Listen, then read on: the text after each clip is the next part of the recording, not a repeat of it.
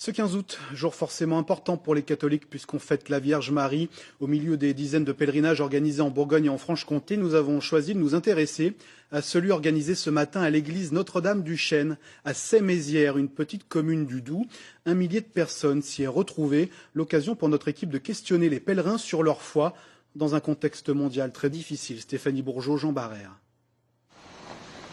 C'est une vallée de charme embouteillée par les agneaux de Dieu venus boire à la source de la foi chaque 15 août. Un mini-Lourdes en bord de Loup, un sanctuaire virginal où chacun vient chercher son essentiel depuis plus de 200 ans. Nous, on a un papa qui a failli mourir en 1953. Il croyait beaucoup à la Vierge, c'est Notre-Dame du Chêne qui l'a sauvé. L'apparition en 1803, c'était justement au moment où il y avait eu on sortait de la Révolution, il y avait eu des conflits très difficiles, un conflit très difficile, et puis les gens ne savaient pas trop où ils en étaient, ils avaient peur de l'avenir, et l'apparition de la Vierge Marie à ce moment-là, sans dire un mot, c'était pour eux une présence, voilà. Dans cet écrin immaculé, les échos du monde semblent bien loin.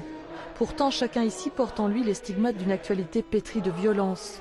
Être chrétien aujourd'hui est peut-être plus que jamais un sacerdoce. Si on veut que nos enfants, petits-enfants, arrière-petits-enfants, les générations suivantes continuent, il ne faut pas se laisser aller. C'est compliqué parce qu'il y en a qui ont envie de se cacher avec ce qui se passe et au contraire, il ne faut pas. Il faut montrer que tout le monde est encore là, qu'on reste debout et au contraire qu'on accueille tout le monde. C'est rentrant que l'Église regarde les choses en face, c'est-à-dire qu'elle nomme le mal et qu'elle dise que la priorité on mérite aujourd'hui, si on ne veut pas tomber dans la guerre civile, c'est que l'Église évangélise les musulmans en France. Dans le monde aujourd'hui, il y a trop de gens qui sont pas vraiment heureux, même s'ils ont tout pour l'être. Et être heureux, c'est être bien dans sa tête et dans son cœur. Et ça ne peut se faire que dans un rapport aux autres qui reconnaît une fraternité, une présence de Dieu dans l'autre. Entre miséricorde et identité catholique, le discours est donc parfois contrasté.